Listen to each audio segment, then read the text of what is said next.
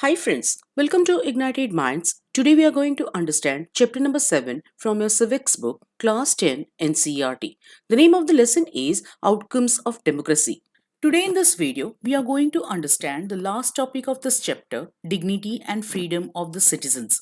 अब जब हम बात करते हैं dignity and freedom of the citizens in a democracy की, तो क्या डेमोक्रेसी हमें डिग्निटी एंड फ्रीडम देती है या नहीं? वैसे अगर देखा जाए तो हम तो ये जरूर एक्सपेक्ट करते हैं कि डेमोक्रेसी में हमारे डिग्निटी को रिस्पेक्ट दी जाए एंड हमें फ्रीडम मिले। दूसरे सब फॉर्म्स ऑफ गवर्नमेंट है जैसे डिक्टेटरशिप या मोनार्की, इनसे डेमोक्रेसी बहुत ही बढ़िया तरीके से इंडिविजुअल के डिग्निटी को एंड उनके फ्रीडम को प्रमोट करती है। हर कोई चाहता है कि दूसरा उसे हमेशा रिस्पेक्ट करे। काफी बार लोगों में अनबन हो जाती है when they feel that they are not treated with due respect. Now democracy से हम तो ये एक्सपेक्ट करते हैं कि हमें डिग्निटी एंड फ्रीडम मिले ही। जैसे हमारे कंट्री में हमारे कॉन्स्टिट्यूशन ने हमें हर तरह की फ्रीडम देकर रखी है।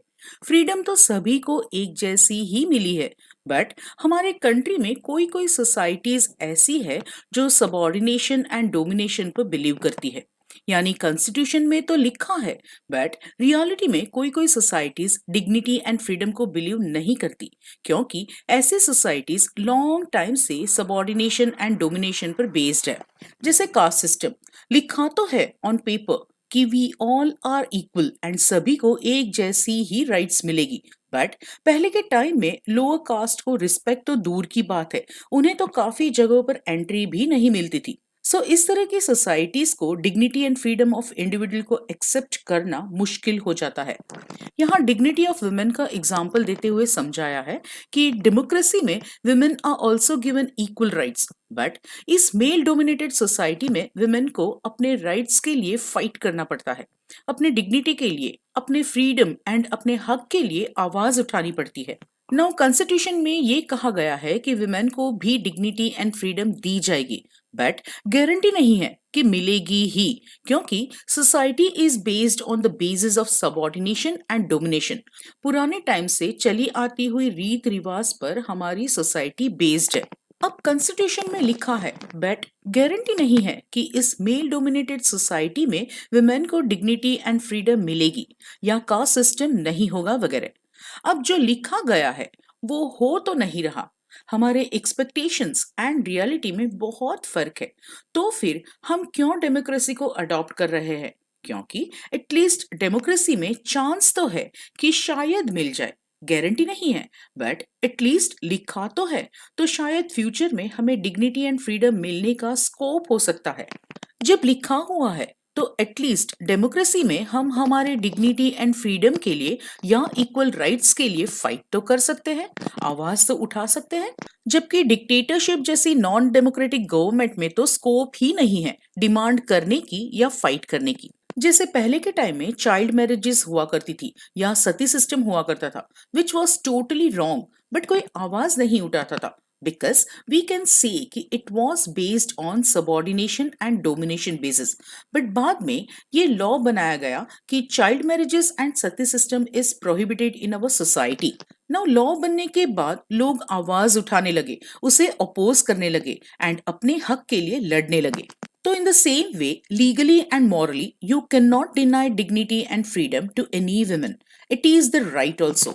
So once the principle is recognized, it becomes easier for women to fight for the rights.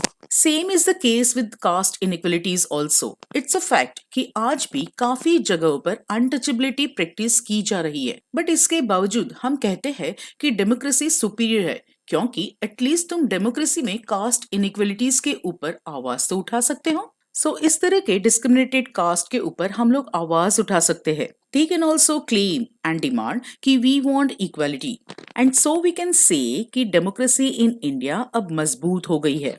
They can claim for the disadvantaged and discriminated caste for equal status and equal opportunity. So democracy की वजह से at least हम किसी भी तरह के disadvantage को या डिस्क्रिमिनेशन के खिलाफ आवाज तो उठा सकते हैं, equal status and equal opportunity के लिए फाइट तो कर सकते हैं।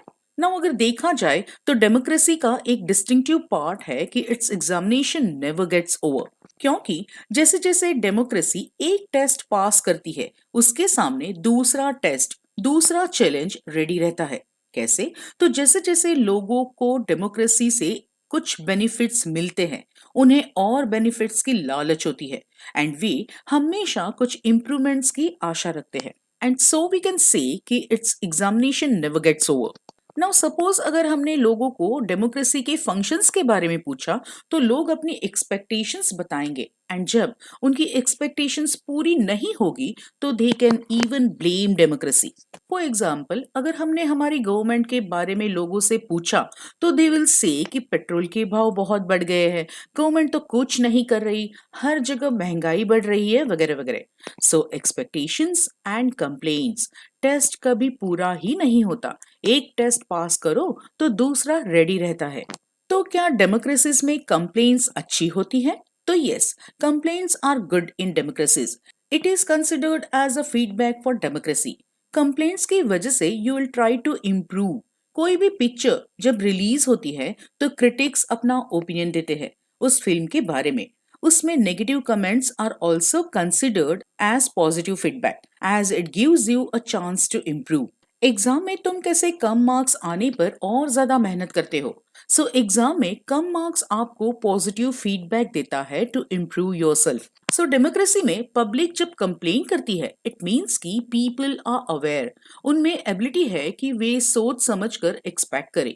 जो अवेयर पब्लिक होती है, वे high and mighty power holders के सामने आवाज उठाने से भी नहीं डरती, क्योंकि उनमें वो अवेयरनेस आ चुकी होती है, उनमें एक्सपेक्ट करने की क्षमता आ चुकी होती है। With this we have come to an end of this topic. For more videos, like, share and subscribe my channel ignited minds.